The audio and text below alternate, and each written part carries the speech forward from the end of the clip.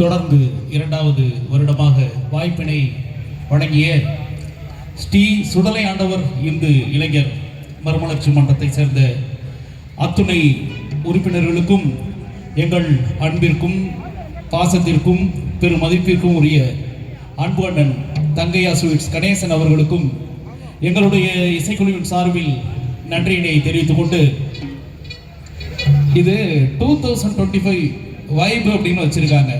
இது ஒன்றும் உங்களை பார்க்குறப்ப ஒன்றும் வைப்பே இல்லை, அப்படியே பெருசாக உட்காந்துருக்க உற்சாகமான ஒரு சொல்லதான் வைப்புன்னு இருக்காங்க. கொஞ்சம் நல்ல ஒரு படத்தை ஒரு கரகோஷத்தை கொடுக்கலாமே. ஏன்னா இப்போ ஒரு நிமிஷம் தான் பேசுவோம், அதுக்கப்புறம் நான் ஸ்டாப் ப்ரோக்ராம் தான். இங்கே வந்திருக்க இசைக்கலைஞர்கள் எல்லாமே மியூசிக் டைரக்டர்ஸில் ஒர்க் பண்ணுறவங்க. இவங்க அண்ணன் சொன்ன மாதிரி 3 மாதத்துக்கான உழைப்பு கிடையாது. இது ஜனவரி 1 டேட்டு கொடுத்தாரு. இன்னைக்கு 8 மாசத்துல ஒரு நாளைக்கு 2 தடவை கால் வந்துடும் சென்னைக்கு.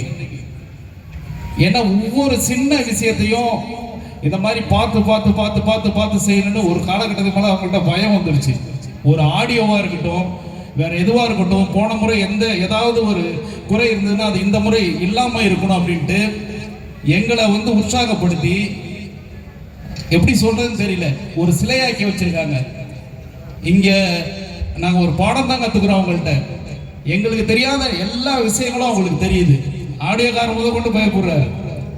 அந்த மாதிரி இந்த முறை நமக்காக அருப்புக்கோட்டையில இருந்து ஜெனட்னு ஒரு சூப்பர் ஆடியோ முந்தா நாள் அறந்தாங்கில நிகழ்ச்சி பண்ணோம். 4.5 மணி நேரமான எழுந்திரிச்சு நில்லுங்க, 4.5 மணி நேரம் முடிக்கவே விடல. ஏன்னா ஒரு இசை நிகழ்ச்சியோட வெற்றிங்கிறது அவர்கிட்ட.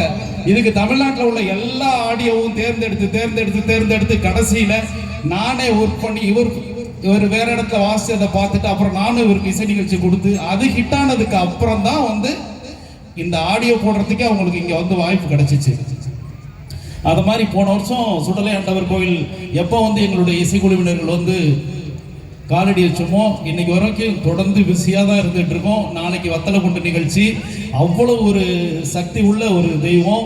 இந்த இசை நிகழ்ச்சிக்கு அவங்களுடைய உழைப்புங்கிறது சர்வசாதாரணமானது கிடையாது. இன்னைக்கு ஒவ்வொரு பாட்டுக்கும் ரொம்ப கைத்தட்டி உற்சாகப்படுத்தணும். அந்த மாதிரி இங்கே எப்பவுமே வராத இசைக்கலைஞர்கள் தான் வந்திருக்காங்க.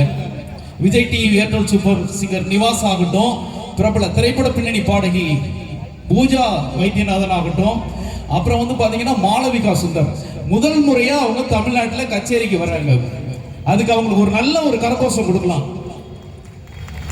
அவங்க எல்லாம் ஃபாரின் ஷோ, இந்த மாதிரி அப்ராட் ஷோ, அதுதான் அதிகமான நிகழ்ச்சிகள் பண்ணிட்டு இருப்பாங்க. இந்த மாதிரி கான்செப்ட் அவங்க வந்தது 10 ட்ரிப்பு கேட்டுட்டு தான் வந்தாங்க.